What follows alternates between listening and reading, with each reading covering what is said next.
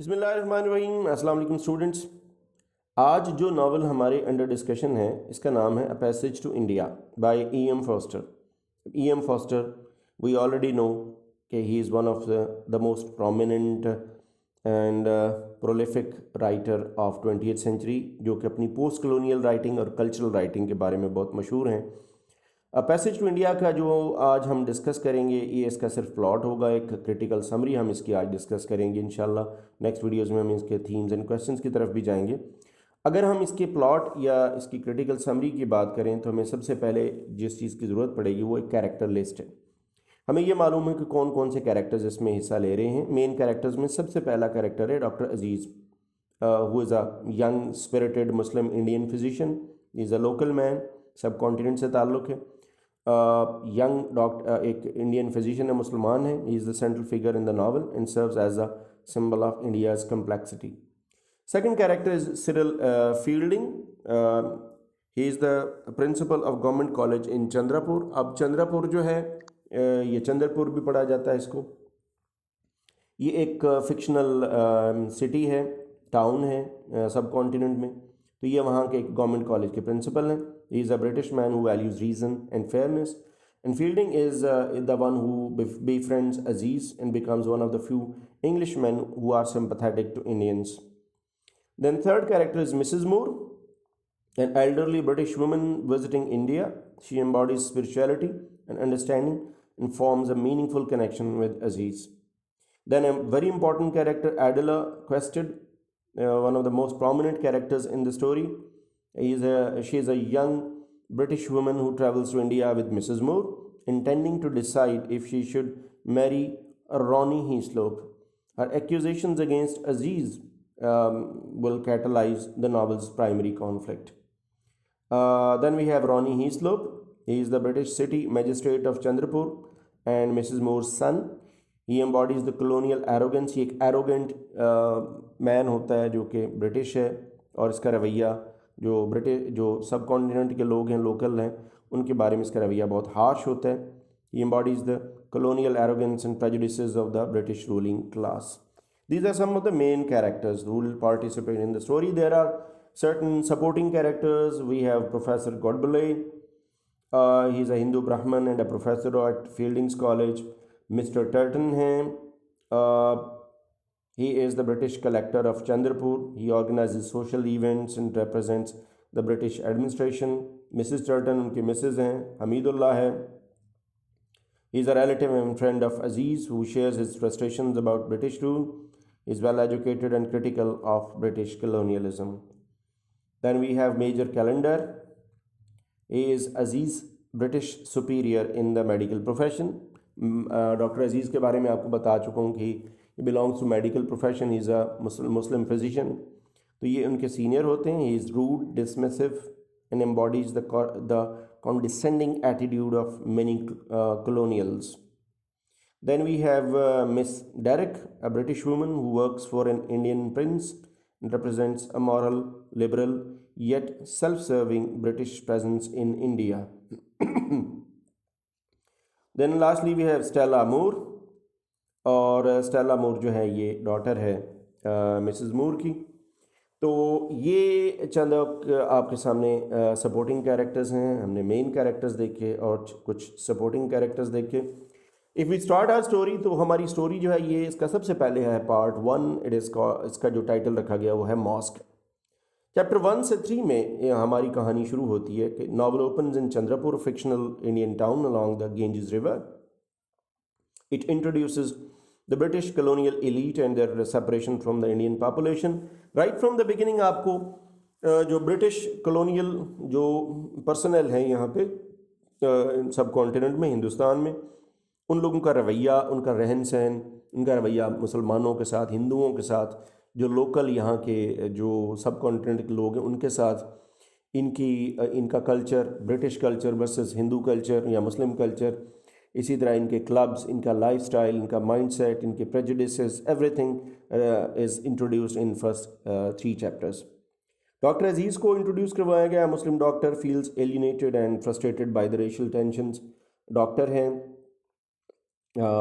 Very kind at heart, और वो बहुत ज़्यादा फ्रस्ट्रेटेड रहता है और उसको बहुत ज़्यादा परेशानी इस बात पे है कि जो रेशल किस्म के फसादात होते हैं, British versus Muslims, British versus Hindus, तो इस बात पे बहुत ज़्यादा परेशान रहता है. He encounters Mrs. Moore, an elderly British woman, at a mosque and they strike up a friendly conversation. इनकी मुलाकात एक मॉस्क में होती है और उसके बाद से फिर इनके अच्छे ताल्लुकात बनते हैं. Mrs. Moore respects Indian culture, contrasting sharply with the attitudes of the other British colonials. Unlike others, Mrs. Moore का रवैया जो लोकल्स हैं इनके साथ अच्छा है, इनका बड़ा सिंपैथेटिक और केयरिंग एटीट्यूड है. चैप्टर 4 to 6 में अगर देखें तो सिरिल फील्डिंग को इंट्रोड्यूस करवाया गया. Is the principal of government run college and unlike most British officials Fielding respects Indians and forms a bond with Aziz. So Mrs Moore and Cyril Fielding इन दोनों का रवैया मुसलमानों, हिंदुओं और जो इंडियंस हैं इनके साथ अच्छा है. So Adela quested a young British woman visiting India seeks to experience the real India. अब ये उन टिपिकल यंग वुमेन और ब्रिटेन आप कह सकते हैं जिनको इंडिया देखने का शौक़ है और रियल इंडिया या रूरल इंडिया या इंडिया के जो इनसाइड के जो दूर दराज के इलाके हैं उनको जानना, क्योंकि इन्होंने बहुत कुछ पढ़ा होता है. और for most of the British, most of the people living in West, the India, Pakistan or the subcontinent as a whole has been a very mysterious land. इसको एक mysterious land और एक बड़ी historical और haunted किस्म की place के तौर पे लिया जाता है. And she questions the racial divide. अब at the same time she questions the racial divide. उसको ये जो racial divide है between British and the Indians ये भी पसंद नहीं है. Fielding hosts a tea party where Aziz, Mrs. Moore and Adela bond over shared experiences, fostering a sense of friendship. एक टी पार्टी अरेंज होती है जो सिरिल फील्डिंग अरेंज करते हैं और वहाँ पर इनकी डिस्कशंस होती हैं जहाँ पर इनके दरमियान एक अच्छी फ्रेंडशिप कायम होती है. अगर हम पार्ट 1 के बाद पार्ट 2 की तरफ चलें, पहला पार्ट था हमारा mosque, second part is caves. Second part जो है ये केव्स के नाम से लिखा गया है, जिसमें चैप्टर नंबर 7 to 9 डेवलपमेंट दिखाई गई. Adela expresses a desire to see the Marabar caves. अब एडिला जैसे मैंने बताया कि ब्रिटेन से आई हैं यहाँ पे इंडिया को देखने, तो उन्होंने माराबार केव्स के बारे में बहुत कुछ सुना और पढ़ा होगा. तो she thinks them to be very mysterious place and famous site near Chandrapur. तो वो देखना चाह रही हैं caves, historical caves. Aziz organizes an expedition but the logistics are challenging. अब इशू ये है कि डॉक्टर अजीज़ के ज़िम्मे लगा आउट ऑफ कर्टसी, वो ये कहता है कि वो अरेंज कर देगा और उन्होंने अरेंज किया, लेकिन आने जाने के जो मसाइल थे कुछ लॉजिस्टिक्स के वो उनके सामने मौजूद ज़रूर थे, वहाँ तक एक्सेस जो थी वो मुश्किल थी. The racial tensions between the British and Indians grow more evident. इसी दौरान बहुत सारे मुजाहरे भी होते हैं, कुछ ऐसे वाक़यात होते हैं जिससे ब्रिटिश और जो इंडियंस इनके दरमियान गल्फ जो है वो पहले से ज़्यादा डीपन होती चली जाती है. सो आपको दो पैरेलल्स नज़र आएंगे. एक तरफ हमारे कुछ मेजर एंड सपोर्टिंग कैरेक्टर्स जो हैं इनका आपस में अच्छा फ्रेंडशिप डेवलप होती हुई नज़र आएगी बिटवीन ब्रिटिश एंड इंडियंस, और दूसरी तरफ जो ऑन ग्राउंड रियलिटी है, ऑन ग्राउंड हालात ये हैं कि because of the arrogance of some of the British officers, policeman and जो मजिस्ट्रेट, तो उनके और आम लोगों के दरमियान जो है वो टेंशन्स बरकरार हैं. अब इसी पार्ट में अगर हम मूव करें तो चैप्टर नंबर 10 to 12 ये होता है कि the narrative delves into the symbolic nature of the Marabar caves. यहाँ माराबार केव्स के बारे में बताया गया कि वो काफ़ी दूर हैं, उन तक एक्सेस भी इजी नहीं है, डीप हैं, मिस्टीरियस हैं, डार्क हैं, और उन तक वो एक आम बाहर से आने वाले के लिए तो बहुत ज़्यादा एक अट्रैक्शन रखती हैं, लेकिन यहाँ के लोग बहुत कम वहाँ जाते हैं. So their emptiness and echoes are described as overwhelming and existential. बड़ी सिम्बॉलिक इनकी इंपॉर्टेंस है. यहाँ पर जाके इसकी इकोज़ हैं, जहाँ जब आप बोलेंगे तो आपको इसकी आवाज़ पलट के आएगी, और जैसे एक पुरानी केव्स होती हैं वहाँ का मिस्टीरियस माहौल है तो वो डिस्क्राइब किया गया है. The journey begins with Aziz, Adela, Mrs Moore and their party travelling to the cave. बहरहाल इनके जर्नी शुरू होता है and they are all set to go to Marabar caves. Then chapter number 13 to 15 की डेवलपमेंट है. During the visit to the cave Mrs Moore experiences a spiritual crisis due to the oppressive echo inside a cave which undermines her faith and beliefs. तो वहाँ पर उनकी आवाज़ eco करती है जिससे उनके अपनी एक बड़ी एक मिस्टीरियस किस्म की आवाज़ आती है, जहाँ उनको एक स्पिरिचुअली जो कुछ वो समझ रही होती हैं वैसा नहीं होता. उनके जो बिलीव्स और फेथ है एज अ क्रिश्चियन तो वो काफ़ी हद तक शैटर होते हुए नज़र आते हैं, और वो ये उनको बहुत ज़्यादा अपीलिंग और बहुत ज़्यादा हॉन्टिंग किस्म की प्लेस लगती है। Adela on the other hand wandering alone, थोड़ा सा अपने रास्ते से हट जाती हैं, वो कोशिश करती हैं कि उसको खुद एक्सप्लोर करें। So she becomes confuse and panics believing that Aziz assaulted her. वहाँ पर वो गिरती हैं और उनको ये लगता है कि जैसे अजीज़ ने उन पे ऊपर असॉल्ट किया है। शी फ्लीज, वहाँ से भागती हैं, and Aziz is later arrested of this charge. वो वहाँ से निकलती हैं बहुत मुश्किल से, वापस ये कंपनी वापस आती है। जब ये वापस आती हैं कुछ टाइम के बाद अजीज़ जो है वो इतनी ज़्यादा खौफज़दा होती हैं एडला रिक्वेस्टेड एंड ऑन दी आप कह लें कि इश्तिहाल दिलाने पे इर्द गिर्द वालों के डॉक्टर अजीज़ को चार्ज किया जाता है और उनको फिर पुलिस जो है वो अरेस्ट कर लेती है। चैप्टर 16 टू 18 में हमने देखा the British community rallies around Adela summing assuming Aziz guilt without any question.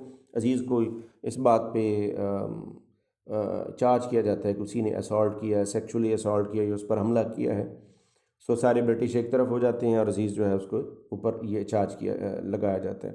The trial becomes a focal point of colonial tension, और ये ट्रायल एक क्लासिक एग्जाम्पल है between the colonial mindset and the apprised, जो आप कह लेंगे जो apprised class होती है लोकल्स की। Fielding believes in Aziz's innocence, causing a rift between him and the British. Cyril fielding जैसे बताया कि उनका काफ़ी हद तक सिंपथेटिक एटीट्यूड है टूवर्ड्स अजीज़, तो वो समझते हैं कि ये इनोसेंट है, जिससे फील्डिंग के साथ जो बाकी ब्रिटिशन का रवैया थोड़ा ड्राई हो जाता है, थोड़ा रिफ्ट आती है उसमें। Mrs Moore becomes disillusion with the situation, leaves India refusing to testify. वो गवाही देने की बजाय इन हालात से इतना ज़्यादा परेशान होती हैं कि वो इंडिया छोड़ने का फ़ैसला कर लेती हैं। यहाँ पर हमारे दो पार्ट जो हैं वो कंप्लीट होते हैं, जिसमें हमने देखा, पहले हमने कैरेक्टर्स का इंट्रोडक्शन देखा। कहानी बहुत ज़्यादा डिटेल में है, मैं I am not going into the each and every minute detail. दो हमने पार्ट देखे, पहला था उसमें मॉस्क जहाँ पे सबका introduction and easy cordial relationships दिखाया गया। दूसरे में फिर ये इनका विज़िट होता है केव्स का, जहाँ पर ये जो फेटफुल वाक़या होता है एडिला क्वेस्टेड के ऊपर असॉल्ट का, जिसमें अजीज़ को अरेस्ट कर लिया जाता है and there is a clear rift between the British and the Indians. तीसरा हिस्सा है टेम्पल का, chapter 19 to 21। During the trial Adela begins to doubt her accusation. अब एडला को ये लगता है कि ये उससे कुछ गलती हुई है, उसको ये डाउट आता है कि उसने जो एक्यूज़ किया है डॉक्टर अजीज़ को, तो वो शायद गलत था। Realizing she might have misinterpreted events in the caves, she withdraws the charge and Aziz is acquitted. वो फिर अपना चार्ज वापस लेती हैं और अजीज़ को रिहा कर दिया जाता है। The British community ostracizes एडला while Aziz feels betrayed by the system, vows to distance himself from the British entirely। अब यहाँ पर दो बड़ी डेवलपमेंट होती हैं। जो ब्रिटिश कम्युनिटी है, दे ऑल ऑस्ट्रेसाइज एडला, क्योंकि उसने एक बकौल उनके अकॉर्डिंग टू देयर ओपिनियन, उन्होंने एक जो लोकल है जिसने गुनाह किया था, जिसने जुर्म किया था, उसके ऊपर चार्ज लगा के वापस लिया, यानी वो उनके शिकंजे से निकल गया, जिसको वो सज़ा देना चाहते थे। और एडिला की जो वीकनेस थी वो उनके लिए एक एम्बेरसमेंट का बायस बनी ब्रिटिश कम्युनिटी के। सो वो अपनी जो इंडिविजुअल थी या उनकी जो अपनी सिटीज़न थी उससे पीछे हट गए। दूसरी तरफ अजीज़ जो है ही feels betrayed by the system. वो डॉक्टर था, फिजिशियन था, उसका एक मकाम था, रिस्पेक्ट थी, रिप्यूट थी in the area and in the culture. उसको ये बहुत ज़्यादा डिसल्यूजनमेंट एंड डिसअपॉइंटमेंट होती है, और वो भी अपने आप को ब्रिटिश जो कम्युनिटी है उससे और अपने बाकी लोगों से थोड़ा सा डिस्टेंस कर लेता है। चैप्टर 22 एंड 4 में अगर हम देखें तो Aziz moves to a remote Indian state determined to rebuild his life free from colonial influence. तो वो अपने आप को वहाँ से दूर ले जाता है ताकि अपने इस पास्ट से और इस ज़िंदगी से वो दूर जाके अपनी लाइफ की नई शुरुआत कर सके। Fielding marries Adela's friend Stella, Mrs Moore's daughter. Fielding जो है वो फिर एडला की जो फ्रेंड स्टेला, जो कि मिसेस मोर की बेटी है, उनसे शादी करता है। Despite their earlier friendship, Aziz and Fielding drift apart due to the misunderstanding and cultural differences. अगरचे शुरू में दोस्ती थी अजीज़ और फील्डिंग की, लेकिन ड्यू टू दिस इवेंट अब उनके दरमियान एक बहुत बड़ी क्लियर रिफ्ट आ चुकी है। कल्चरल डिफरेंसेस, मिसअंडरस्टैंडिंग की वजह से वो एक दूसरे से बहुत दूर जा चुके हैं। एंड अगर हम लास्ट पार्ट में आएँ तो the novel ends with Aziz and fielding meeting again years later. बहुत अरसे बाद, एक लंबे अरसे के बाद जब अजीज़ और फील्डिंग की मुलाकात होती है, but they feels alienated and feels disappointed with each other, they acknowledge their shared respect but accept that true friendship is impossible under the colonial system. So इस नावल का जो हमें एंड होता हुआ नज़र आता है वो ये कि apart from the fact they have shared respect एक दूसरे के लिए, ब्रिटिश और जो इंडिविजुअल्स हैं लोकल इंडियन उनके दरमियान, लेकिन इनके दरमियान जो एक मिसाली दोस्ती है वो नहीं हो सकती। That was because of the colonial system, colonial mindset, जो कि which is he does not befriend with the locals, with the colonized। कभी भी कॉलोनाइज़र कॉलोनाइज्ड को फ्रेंड नहीं बनाता। कॉलोनाइज़र कॉलोनाइज्ड को अपने स्लेव्स के तौर पे देखता है या अपने से कम तर देखता है। he regards himself as self while he regards all the others as other।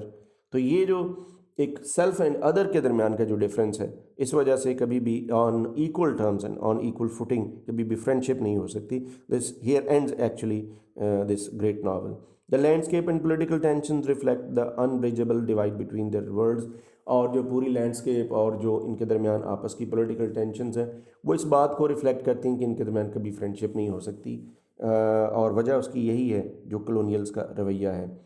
यहाँ पर हमारा ये नावल ख़त्म होता है जिसमें हमने कॉलोनियल सिस्टम को और दोनों तरह के कैरेक्टर्स का आपस का इंटरेक्शन देखा, और हमने एंड पे यही डिसाइड किया या हमें ये कंक्लूड किया एक्चुअली कि दोनों के दरमियान फ्रेंडशिप इसलिए नहीं हो सकती because the colonial mindset is clear and real hurdle between these two types of people.